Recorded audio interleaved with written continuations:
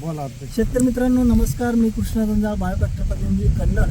मित्रांनो आज आपण पुरीखेडा तालुका कन्नड जिल्हा छत्रपती संभाजीनगर या ठिकाणी आलो या कारणासाठी आहे की शेतकरी आपल्यासोबत आहे. यांनी ऊस लागवड करत असताना आपलं बायोफॅक्टरचं बायो फर्टिलायझर बायोक्सेल ट्रिओ या खताचा वापर त्यांनी केला आहे आणि अवघ्या 25 दिवसाचा ऊस आहे. मित्रांनो तुम्ही प्लॉट बघू शकता, तर जवळपास 100% जर्मिनेशन यांचं झालं आहे आणि यांनी रासायनिक खतासोबत याचा वापर केला आहे. किती वेळा वापरला सर आपण? सर्वप्रथम तुमचं नाव सांगा.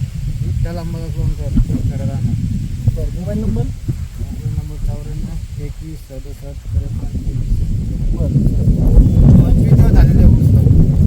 दिवस झाले बरोबर.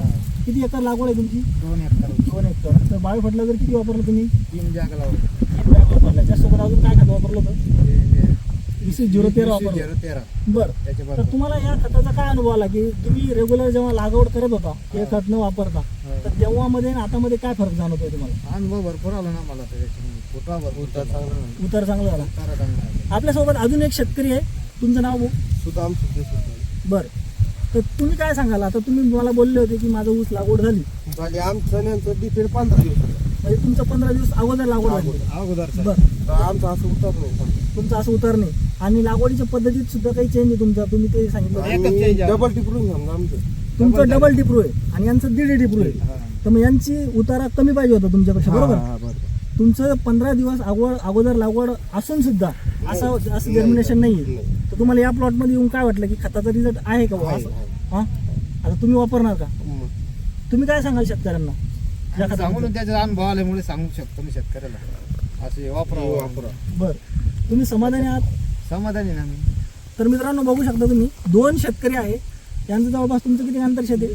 जवळच शेत आहे. तर मित्रांनो त्यांनी फक्त बायो फर्टिलायझर वापरलं नाही, रासायनिक खत तुम्ही वापरले, बरोबर? रासायनिक खत वापरलंय, फक्त यांच्या प्लॉटमध्ये बायो फर्टिलायझर वापरलं आहे आणि त्यांच्या प्लॉटमध्ये बायो फर्टिलायझर वापरलं नाही.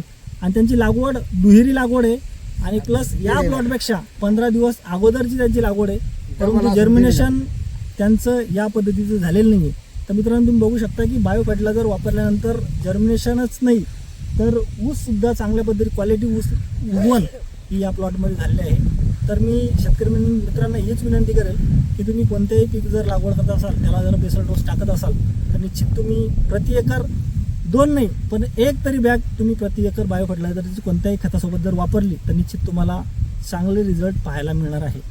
तर मित्रांनो आजच्या व्हिडिओमध्ये आपण इथंच थांबूयात. धन्यवाद भाऊ. धन्यवाद.